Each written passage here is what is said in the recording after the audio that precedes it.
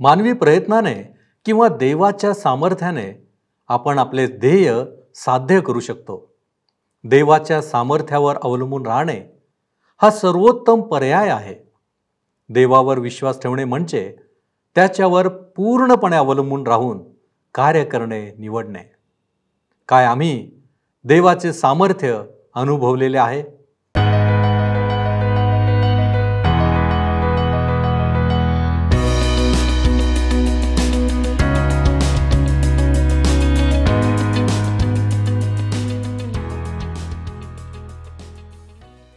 उपस्थित सर्व बंधू आणि भगिनींनो, उपासना कार्यक्रमामध्ये आपले हार्दिक स्वागत.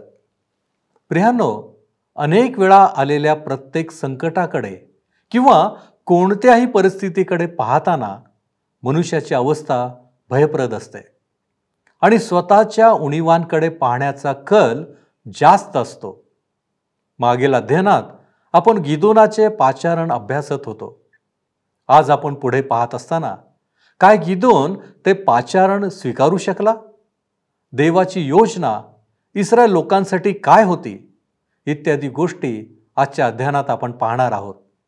तर मग चला प्रियांनो, आपण आपल्या अध्ययनाची सुरुवात करूया. श्रोत्यांनो, ह्या दिवसांमध्ये आम्ही शास्त्रेचे पुस्तक ह्याच्या 6व्या अध्यायाला पाहत आहोत. 6व्या अध्यायाची 1 ते 13 वचने आम्ही अभ्यासली होती आणि आज पुढच्या वचनांवर आम्ही विचार करणार आहोत. त्यानंतर 7व्या अध्यायाला आम्ही पाहणार आहोत.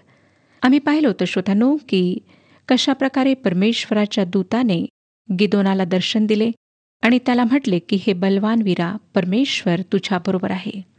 खरे पाहता परमेश्वराने जेव्हा गिदोनाला बलवान वीरा म्हटले तेव्हा तो भ्यायलेल्या अवस्थेत होता.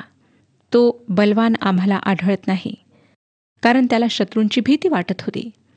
ज्या ठिकाणी गव्हाची मळणी करायची त्या ठिकाणी गव्हाची मळणी न करता तो द्राक्ष कुंडामध्ये गव्हाची झोडणी करीत होता. आणि ह्यामुळेच आम्हाला दिसतं की तो किती भिवून होता, त्याच्या मनात किती भीती भरलेली होती. आता परमेश्वराने ह्या व्यक्तीला त्याच्या लोकांची सोडवणूक करण्याकरिता पाचारण केले. परमेश्वराने एका असाधारण व्यक्तीला बोलावले. हा माणूस हीन भावनेने ग्रासलेला होता. स्वतःबद्दल त्याच्या मनात फारच हीन भावना होती. आणि 13व्या वचनात आम्ही वाचलं होतं की परमेश्वराला गिदोन म्हणाला, महाराज, परमेश्वर आमच्या बरोबर आहे, तर हे सर्व आमच्यावर का यावे? परमेश्वराने आम्हाला मिस्रातून बाहेर नाही का आणले? असे म्हणत त्याच्या ज्या अद्भुत कृत्यांविषयी आमचे वाडवडील आम्हाला सांगत ती कोठे आहेत? परमेश्वराने आता आम्हाला टाकून देऊन मिद्यान्यांच्या हाती दिले आहे. ह्या ठिकाणी परमेश्वराच्या दूताने हे नाही म्हटले की परमेश्वर इस्रायलाबरोबर आहे, पण त्याने म्हटले की परमेश्वर तुझ्याबरोबर आहे. आणि खरोखर श्रोत्यानो, परमेश्वर गिदोनासोबत होता, इस्रायलांसोबत नाही, कारण त्यांनी पाप केले होते. गिदोनाचा विश्वास बसला नाही की परमेश्वर त्याच्यासोबत आहे. त्याने उलट त्या दूताला विचारले की ज्या अद्भुत कृत्यांविषयी आमचे वाडवडील आम्हा सांगत आले ती कृत्य आता कुठे आहेत? ती कुठे गेली? परमेश्वराने इस्रायलांना सोडून दिले आहे असा त्याचा विश्वास होता. एका मानवाने जी चूक करावी तीच चूक गिदोनाने ह्या ठिकाणी केली होती.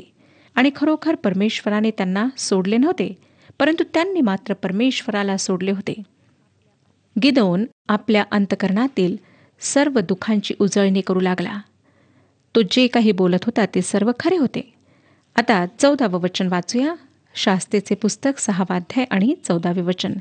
तेव्हा परमेश्वर त्याच्याकडे वळून म्हणाला, तू आपल्या बळाचा उपयोग कर आणि जाऊन इस्रायलाला मिद्यानाच्या हातून सोडव. मी तुला पाठविले आहे ना?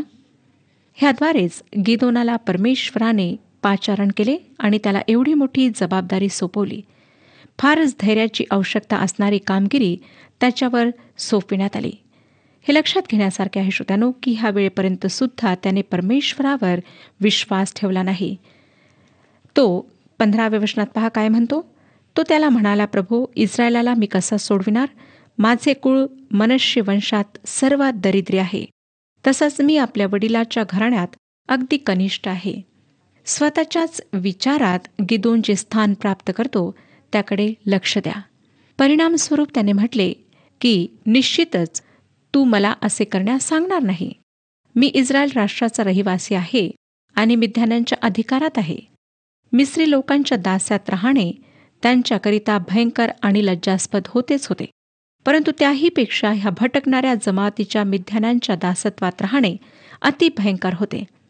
आम्ही दास्यात आहोत, येथे लपून बसलो आहोत, स्वतःचे रक्षण करीत आहोत, आणि ह्या ठिकाणी मी डोंगर पायथ्याशी गव्हाची मळणी करीत आहे आणि तू येऊन मला बोलावतोस. मनुष्याच्या वंशामध्ये कसलीच खुबी नाही. अशा प्रकारची अनेक कारणे गिदोन ह्या ठिकाणी परमेश्वराच्या दूताला देऊ लागला. श्रोत्यानो, आज आमची जी समस्या आहे ती म्हणजे परमेश्वराच्या कामी येण्यासाठी आमच्यापैकी अनेक लोक आवश्यकतेपेक्षा अधिक बलवान आणि शक्तिवान आहेत. परमेश्वराकरिता कामी येण्यास आम्ही फार अधिक सीमेबाहेर योग्य आहोत. लक्षात घ्या, करिंथकरास पहिले पत्र 1 अध्याय 26 आणि 27 वचनात पौल काय म्हणतो? तर बंधुजन हो, तुम्हास झालेले पाचारणच घ्या.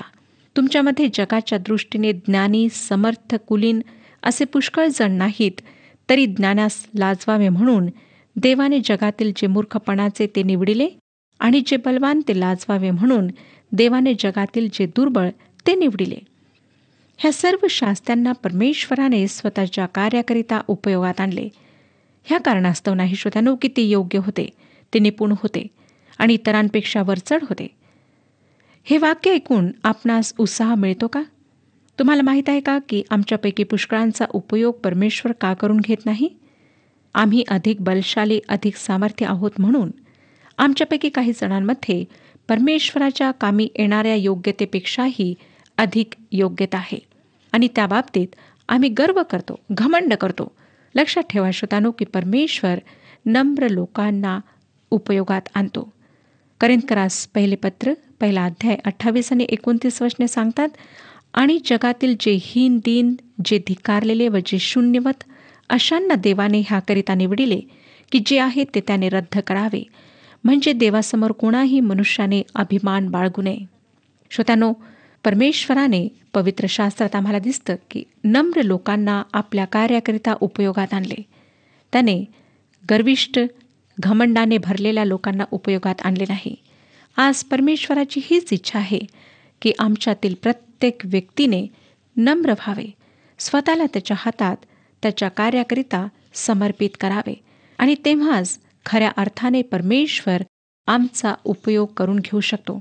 मी आपणाला अनेक उदाहरणे देऊ शकते, परंतु वेळेअभावी मी ही उदाहरणे आपणाला देऊ शकणार नाही. गिदोन ह्या ठिकाणी परमेश्वरासमोर हेच मांडत आहे की मी दुर्बळ आहे, कमजोर आहे, माझ्यामध्ये योग्यता नाही. परमेश्वर त्याला म्हणतो की तूच इस्रायलाची सुटका करणार, त्यांना सोडवणार. परमेश्वर गिदोनाचा उपयोग करणार होता, परंतु आधी त्याला प्रशिक्षण देणे अवश्य होते. गिदोनाची भीती दूर करून प्रथम त्याच्यामध्ये धैर्य आणि हिंमत परमेश्वराला वाढवायची होती. थरथरणाऱ्या अशक्त गुडघ्यांना मजबूत करून संयमी बनण्यास त्याला विश्वासाची आवश्यकता होती. ह्या ठिकाणी त्याला कशा प्रकारचे प्रशिक्षण घ्यावे लागले ह्याविषयी विचार करूया. सगळ्यात आधी एकदम तो घाबरला म्हणून परमेश्वराने त्याला पहिला धडा अशा प्रकारे शिकवला. 23 वचन पहा काय सांगतं. परमेश्वर त्याला म्हणाला, तुझे क्षेम असो, भिऊ नको, तू मरावयाचा नाहीस. कारण गिदोनाला वाटले की परमेश्वराला पाहिल्यानंतर तो अवश्य मरेल. त्याने गिदोनाला म्हटले, तू मरणार नाहीस. तू स्वतःच्या नगरी जा, तुझ्या बापाची बालमूर्तीची जी वेदी आहे ती व तिच्यापाशी असलेली अशेरा मूर्ती फोडून टाक. ह्या ज्या गोष्टी त्या ठिकाणी होत्या श्रोत्यानो, त्या फारच भयंकर अशा अनैतिकतेच्या दर्शक होत्या. 24 ते 27 वचने वाचूया. मग गिदोनाने तेथे परमेश्वराप्रित्यर्थ वेदी बांधली व तिचे नाव यावे शालोम अर्थात क्षेमदाता परमेश्वर असे ठेवले. अबी एजेर कराच्या 11 येथे ती आजपर्यंत आहे. त्याच रात्री परमेश्वराने गिदोनाला म्हटले, आपल्या बापाचा गोऱ्हा म्हणजे दुसरा गोऱ्हा जो 7 वर्षांचा आहे तो घे. तुझ्या बापाची बाल देवाची वेदी पाडून टाक व तिच्यापाशी असलेली अशेरा मूर्ती तोडून टाक. मग त्या खडकाच्या उच्चभागी आपला देव परमेश्वर ह्याच्यासाठी विहित केलेल्या पद्धतीप्रमाणे वेदी बांध, आणि तू फोडलेल्या अशेरा मूर्तीची लाकडे तिच्यावर ठेवून त्यावर त्या दुसऱ्या गोऱ्ह्याचे हवन कर. गिदोनाने आपल्याबरोबर आपल्या नौकरांपैकी 10 जणांना घेऊन परमेश्वराने त्याला सांगितल्याप्रमाणे केले, पण आपल्या बापाचे घराणे व त्या नगरचे लोक ह्यांच्या भीतीने ते काम दिवसाना करता त्याने ते रात्रीचे केले. श्रोत्यानो, गिदोनाने आपले साहसी कार्य सुरू केले, तरी सुद्धा परमेश्वराने सोपवलेली कामगिरी करताना तो घाबरलेला होता. दिवसाच्या प्रकाशात परमेश्वराच्या आज्ञेनुसार कार्य करण्याचे सोडून तो रात्रीच्या अंधकाराच्या छायेत आपले कार्य करीत होता. तरी सुद्धा त्या लोकांना कळतं की ते कार्य कोणी केले आहे आणि ते गिदोनाला मारण्याकरिता तयार आहेत. परंतु परमेश्वर त्याला सोडवितो. गिदोन अजून सुद्धा मागे पुढे पाहतो. त्याच्यामध्ये परमेश्वराला भीतीच्या जागी हिंमत वाढवायची होती. परमेश्वराने दुसरे जे पाऊल उचलले ते म्हणजे ह्या माणसाला आत्म्याने भरपूर करणे. ज्या व्यक्तीला परमेश्वर उपयोगात आणतो त्याला तो नेहमीच आत्म्याने भरपूर करतो. 34 वचन आम्हाला सांगतं की परमेश्वराच्या आत्म्याने गिदोनाच्या ठायी संचार केला. तेव्हा त्याने रणशिंग फुंकले आणि अबिएझरी त्याला येऊन मिळाले. रणशिंगे फुंकणे ह्याचा अर्थ होता युद्धाची सुरुवात. ज्या क्षणी गिदोनाने रणशिंग वाजवले त्या क्षणी लोकांना समजून आले की आता अमालेकांच्या विरुद्धात लढाई होणार आणि ते त्याच्या पक्षात जमा झाले. आपणाला माहीत का श्रोत्यानो की काय झाले? गिदोनाचे पाय थंडे पडले. तो घाबरला, भयाने कापू लागला. पुन्हा तो परमेश्वराकडे आपले म्हणणे घेऊन गेला. 36 ते 38 वचने सांगतात,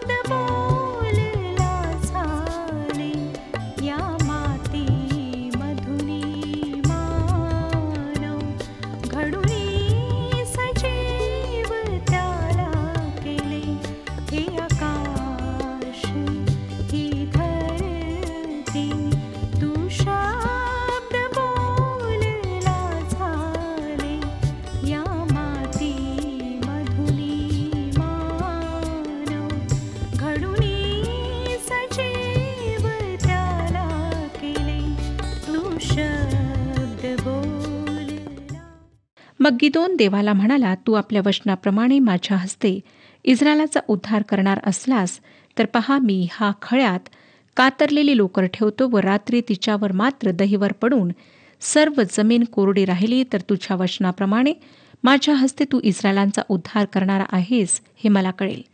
तसाच प्रकार घडून आला. दुसऱ्या दिवशी पहाटेस उठून त्याने ती लोकर दाबून तिच्यातले दहीवर पिळून एक वाटीभर पाणी काढले. श्रोत्यानो, त्याने 2 प्रकारे परमेश्वराची परीक्षा केली. एका परीक्षेत परमेश्वराने प्रगट केले की तो त्याची मदत करणार आणि दुसऱ्या परीक्षेत सुद्धा अलौकिक अद्वितीय रीतीने परमेश्वराने प्रगट केले की तो त्याची मदत करणार. खरोखरच परमेश्वर गिदोनावर किती कृपाळू होता. आम्हाला दिसून येईल की परमेश्वर हळूहळू ह्या पुरुषाला प्रशिक्षण देऊन तयार करीत आहे आणि अशा ठिकाणी त्याला पोहोचवणार आहे जेथून तो पाहू शकेल की त्याच्यामध्ये काहीच योग्यता नाही. तो एक अगदी अयोग्य पुरुष आहे. नंतर त्या भयंकर युद्धाला जिंकण्याकरिता परमेश्वर त्याचा उपयोग करून घेईल. श्रोत्यानो, फार महान रीतीने परमेश्वराने ह्या साधारण व्यक्तीला आपल्या कार्याकरिता उपयोगात आणले.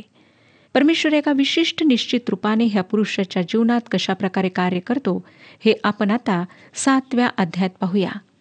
7वा अध्याय पहिली 2 वचने सांगतात, मग यरुब्बाल म्हणजे गिदोन आणि त्याच्याबरोबरचे सर्व लोक ह्यांनी पहाटेस उठून एन हरोद येथे तळ दिला.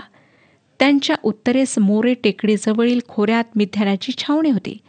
परमेश्वर गिदोनाला म्हणाला, तुझ्याबरोबर असलेले लोक फारच आहेत. इतक्या लोकांच्या हाती मिद्यानांना द्यावे असे मला वाटत नाही. दिले तर मीच माझ्या मनगटाच्या जोरावर विजय मिळविला आहे अशी फुशारकी माझ्यापुढे इस्रायल मारेल. आता गिदोन बाहेर जाऊन स्वतःच्या सैन्याकडे पाहतो. त्याच्याजवळ एकूण 32,000 पुरुष होते. तरी पण त्याच्या मनात हा विचार होता की इतके सैन्य जिंकण्याकरिता अपुरे आहे, कारण मिद्यानी लोक टोळांप्रमाणे असंख्य होते. परमेश्वर त्याला म्हणाला, गिदोना, तुझ्यासोबत फार जास्त संख्येत लोक आहेत. मी तुला 32,000 लोक तुझ्यासोबत असताना विजय देऊ शकत नाही, कारण तू गर्वाने फुगून म्हणशील की माझ्या बळावर आम्हाला विजय मिळाला. सामर्थ्यावर आणि शक्तीवर मी आमच्या लोकांना विजय प्राप्त करून दिला. श्रोत्यानो, परमेश्वराच्या उपस्थितीमध्ये कुठल्याही दैहिक गोष्टींना गौरव मिळणार नाही. हेच कारण आहे की परमेश्वर दुर्बळ, कमजोर अशा लोकांना आपल्या कार्याकरिता उपयोगात आणतो. हीच पद्धती तो आता सुद्धा पुढे चालू ठेवणार आहे. तो सैनिकांची संख्या कमी करणार आहे. 3रं वचन सांगतं, म्हणून आता लोकांना ऐकू जाईल असे जाहीर कर की ज्याला भीती वाटत असेल किंवा जो घाबरून गेला असेल त्याने गिलाद डोंगरावरून निघून परत जावे. तेव्हा त्यांच्यातून 22,000 लोक परत गेले आणि 10,000 राहिले. श्रोत्यानो, आपल्याला आठवत असेल की अनुवादाच्या पुस्तकात जेव्हा आपण मोशेच्या कराराचे अध्ययन केले तेव्हा पाहिले होते की सैन्यामध्ये जर कोणी घाबरट असेल तर त्या पुरुषाने वापस घरी जावे. मला नेहमीच आश्चर्य वाटते की गिदोन स्वतः घरी का गेला नाही. आम्ही पहिल्यांदाच पाहिलं की तो अगदी घाबरणारा माणूस होता, भयभीत होणारा होता. आणि जेव्हा जो कोणी भित्रा अथवा घाबरट असेल असे परमेश्वराने म्हटले तेव्हा त्याने प्रथम घरी जायला हवे होते. परंतु परमेश्वराने एक महान कामगिरी त्याच्यावर सोपवली होती.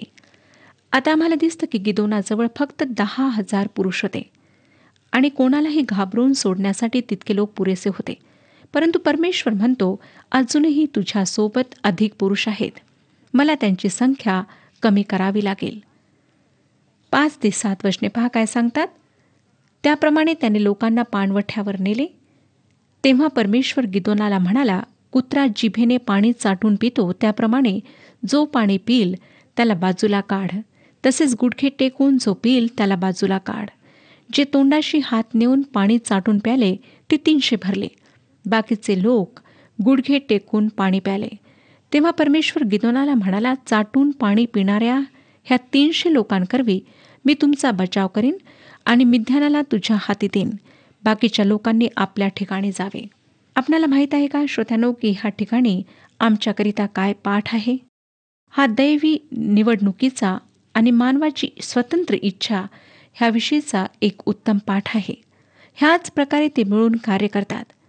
परमेश्वराने गिदोनाला म्हटले ज्या पुरुषांनी तुझ्यासोबत युद्धात जायचे आहे त्यांची निवड मी करणार, परंतु ज्या प्रकारे मी ती निवड करीन त्यामध्ये मी त्यांना निवड करण्याची स्वतंत्रता देणार आहे. आणि परमेश्वराने त्यांना पाणी पिण्याकरिता नेण्यास सांगितले आणि त्यांच्या पाणी पिण्याच्या रीतीवरून परमेश्वराने त्यांची निवडणूक केली. आणि जे एकूण तोंडाशी हात लावून चाटीत चाटीत पाणी प्याले ते 300 पुरुष होते. श्रोत्यानो, अशा प्रकारे अद्भुत रीतीने परमेश्वराने ह्या 300 लोकांना अलग काढले. आपण कदाचित ईश्वरीय निवड आणि स्वतंत्र इच्छा ह्या बाबतीत वादविवाद कराल, परंतु अशाच प्रकारे परमेश्वराचे कार्य होते. वादविवाद कामी येत नाही, परंतु ही पद्धती जीवनात कामी येते. गिदोनाच्या सैन्यातील 10,000 पुरुषांनी स्वतःच्या स्वतंत्र इच्छेनुरूप निर्णय घेतला. त्यांच्या स्वतंत्र इच्छेच्या निर्णयामध्ये परमेश्वराने कशाही प्रकारे अडथळा निर्माण केला नाही. आज परमेश्वर त्याच्या एकुलत्या एक पुत्राद्वारे तारणाचा उपहार मोफत देत आहे. त्याकरिता तुम्हाला आणि मला काहीच करण्याची किंवा देण्याची गरज नाही. हा कायदेशीरपणे देऊ केलेला उपहार आहे. स्वतः परमेश्वराने विश्वासूपणे देऊ केलेला उपहार आहे.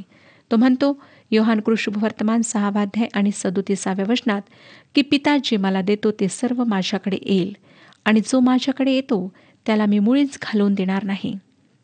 आता श्रोत्यानो, मला हे सांगू नका की तुम्ही आत्ताच निवडीच्या बाबतीत वादविवाद कराल. आपण करू शकणार नाही. आपणाला जर परमेश्वराजवळ यायचे असेल तर आपण येऊ शकता. जर आपण येणार नाही तर माझ्याजवळ आपणाकरिता एक खबर आहे की आपण निवडलेले नाही.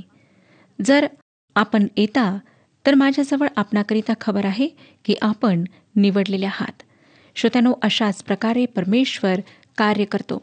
आता 10 ते 14 वचने सांगतात, तुला खाली उतरायला भीती वाटत असली तर आपला सेवक पुरा ह्याला बरोबर घेऊन छावणीकडे जा आणि ते काय बोलत असतील ते ऐक, म्हणजे तुला त्या छावणीवर चाल करावयाला हिंमत येईल. मग तो आपला सेवक पुरा ह्याला बरोबर घेऊन छावणीच्या सीमेवर एका टोकाला हत्यारबंद संत्री होते त्यांच्याजवळ गेला. त्या खोऱ्यात मिद्यानी, अमालेकी व पूर्वेकडचे लोक टोळधाडीप्रमाणे पसरले होते. त्यांचे उंट समुद्र किनाऱ्यावरील वाळूप्रमाणे अग्नीत होते. गिदोन तेथे गेला तेव्हा एक जण आपल्या सोबत्याला आपले स्वप्न सांगत होता. तो म्हणाला, ऐक, मी स्वप्नात पाहिले की सातूची एक भाकर घरंगळत मिद्यानाच्या छावणीत येऊन पडली व तिने डेऱ्याला असा धक्का दिला की तो पडला. तो उलटून पडला व भुई सपाट झाला.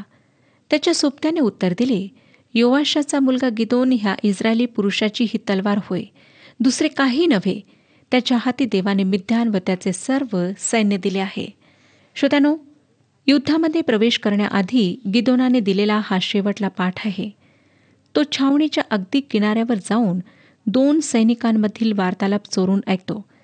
त्यांचा पूर्ण विश्वास आहे की परमेश्वर मिद्यानांना गिदोन व त्याच्या लोकांच्या हाती देणार, त्यांची मिद्यानांच्या हातातून सुटकार करणार. युद्धाआधी हे संभाषण ऐकण्यास परमेश्वर गिदोनाला परवानगी देतो, जेणेकरून त्याला उत्साह प्राप्त व्हावा. 16 ते 22 वचने वाचूया. त्याने त्या 300 लोकांच्या 3 तुकड्या केल्या. त्या सर्वांच्या हाती त्याने रणशिंगे व रिकामे घडे दिले. त्या घड्यांच्या आत दिवट्या ठेवल्या. तो त्यांना म्हणाला, माझ्याकडे पहा आणि मी करतो तसे करा. छावणीच्या सीमेवरील टोकावर मी पोहोचलो म्हणजे मी करीन तसे करा. मी व माझ्याबरोबरचे सर्वजण रणशिंगे फुंकू, तेव्हा तुम्हीही छावणीच्या सभोवती रणशिंगे फुंका आणि म्हणा, परमेश्वराचा जय, गिदोनाचा जय. रात्रीच्या मधल्या प्रहराच्या आरंभी पहारा नुकताच बदलला तेव्हा गिदोन आपल्या बरोबरच्या 100 पुरुषांसह छावणीच्या सीमेवरील टोकावर गेला. मग त्यांनी रणशिंगे फुंकून आपल्या हातातले घडे फोडून टाकले. तेव्हा त्या 3 तुकड्यांनी रणशिंगे फुंकून घडे फोडून टाकले आणि आपल्या डाव्या हाती दिवट्या आणि उजव्या हाती फुंकण्यासाठी रणशिंगे घेऊन परमेश्वराची तरवार, गिदोनाची तरवार असा घोष केला. तेव्हा छावणीच्या सभोवती प्रत्येक जण आपापल्या ठिकाणी उभा राहिला व ती सर्व सेना पळू लागली. तिने ओरडत ओरडत पळ काढला. त्यांनी ती 300 रणशिंगे फुंकली. तेव्हा परमेश्वराने प्रत्येक माणसाची तरवार त्याच्या सोबत्यांवर व सर्व सेनेवर चालविली. तेव्हा ती सेना सरेरार जवळच्या बेथशिट्टापर्यंत व टब्बाथा जवळच्या आबेल महोलाच्या सीमेपर्यंत पळून गेली. ही गिदोनाच्या लष्करी व्यूहरचनेच्या कलेची नोंदणी आहे. तो त्या 300 पुरुषांना 3 तुकड्यात विभक्त करतो आणि त्यांना 3 वस्तू देतो: रिकामे घडे, रणशिंगे आणि दिवठ्या. श्रोत्यानो, कशा प्रकारे परमेश्वराने ह्या 3 वस्तूंच्या द्वारे ह्या सैनिकांना उपयोगात आणले आणि कशा प्रकारे त्यांना विजय दिला हे आम्ही पाहिले. रात्रीच्या अंधाराच्या वेळी पाहणे कठीण जाते. ह्याचा फायदा घेऊन गिदोनाने त्याच्या 300 लोकांना समूहात मिद्यानांच्या छावणीच्या भोवती उभे केले. विशिष्ट वेळी त्यांनी घडे फोडले आणि रणशिंगे फुंकले. रणशिंगाच्या आवाजाने असा भास झाला जणू काही हजारो सैनिक त्या ठिकाणी आहेत. कल्पना करा श्रोत्यानो, की मिद्यानी गाढ झोपेतून जागे झाले. पहिले काम त्यांनी केले की ते म्हणजे त्यांनी तरवारी उचलल्या आणि सगळ्या दिशेने त्यांना चालवण्यास सुरुवात केली. इस्रायलांजवळ तरवारी नव्हत्या. त्यांनी फक्त काय केले? दिवठ्यांना पकडून ठेवले, जेणेकरून मिद्यानी एकमेकांमागे जावेत. तो नेहमीचा दंगा होता. लवकरच मिद्यानी डोंगरावर उंच झाडांमध्ये पळून गेलेत.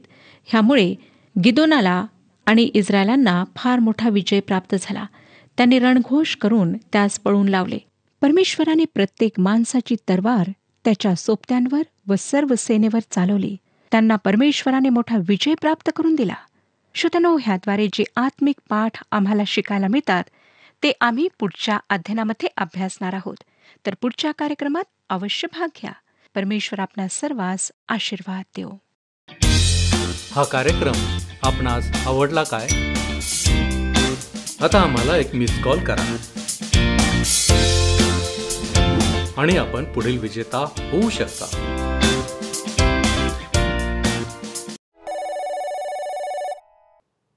प्रियानो, आज आपण पाहिले की परमेश्वर नम्र लोकांचा उपयोग करून घेतो. ईश्वरी निवड आणि स्वतंत्र इच्छा ही परमेश्वराची कार्य करण्याची पद्धत आहे. म्हणूनच प्रत्येक मनुष्याने देवाची योजना ओळखावी, देवाचे सामर्थ्य जाणावे. देव सदैव आमचे कल्याण करणारा देव आहे, म्हणून त्याच्यावर अवलंबून राहून आमचे अशक्तपण त्याच्या हाती सोपविणे आवश्यक आहे. आपण आत्मपरीक्षण करू. आपण प्रार्थना करू. पवित्र पवित्र पवित्र थोर आणि सामर्थ्यवान देव बापा, तुझ्या नावाला आम्ही धन्यवाद देत असताना प्रभूजी तुझ्या चरणांपाशी आम्ही आलेलो आहोत. आम्हाला ठाऊक आहे की तू आम्हाला दूर टाकत नाहीस, तर आम्हाला जवळ घेणारा तू देव आहेस. प्रभूजी, या जीवनामध्ये जगत असताना आमच्या समोर अनेक भय आहे. प्रभूजी, आम्ही खऱ्या अर्थाने आतून अतिशय भित्रे आहोत. परंतु प्रभूजी, आमचं भित्रपण दूर करणारा तू आमचा जिवंत देव आहेस.